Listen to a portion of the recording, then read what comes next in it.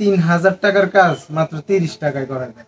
আসসালামু আলাইকুম। আমাদের গাভী গরুর একটি নতুন সমস্যা দেখা দিচ্ছে। গরুর যে দুধের যে ওলান আছে একবারে চাক হয়ে শক্ত হয়ে গেছে।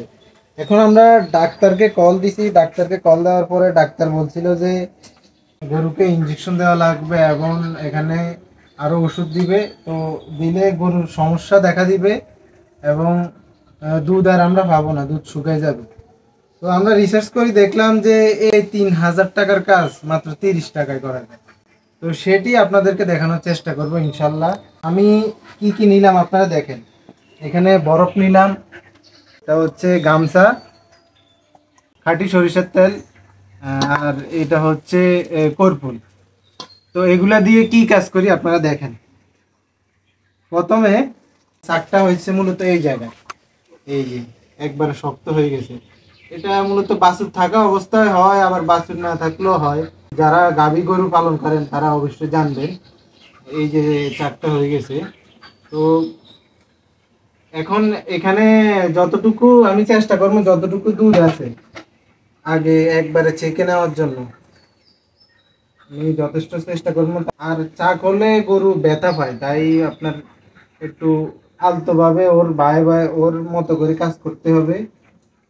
চাক ধরতে দেয় না, ব্যথা পায়।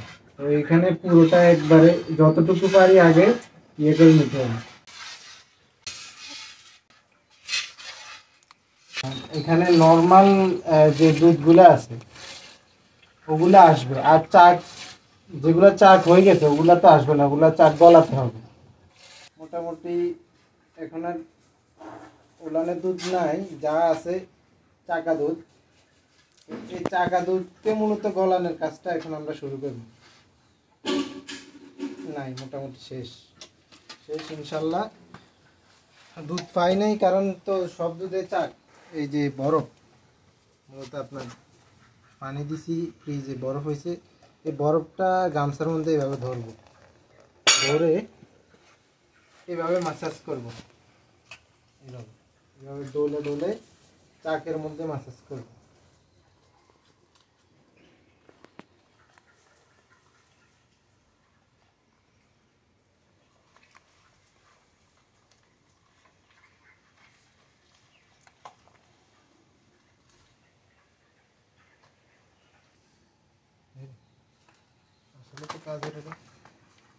এই যে খাঁটি সরিষার তেল দিয়ে এটাকে বলা হচ্ছে কর্পূর। এই কর্পূর আপনারা বাজারে যে মুদি দোকান আছে ওইখানেও পাবেন।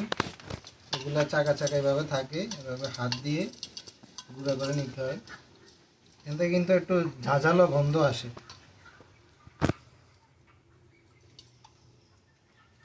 কর্পূর নেওয়ার পরে আমরা যেটা করব সেটা হচ্ছে এই তৈল দিব। তৈল দিয়ে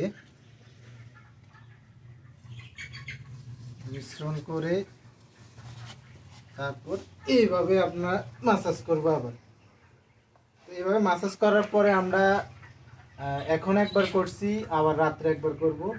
আশা করি 2বার করলে ইনশাল্লাহ চাকা চাকা ভাব যেটা ওটা ঠিক হয়ে যাবে।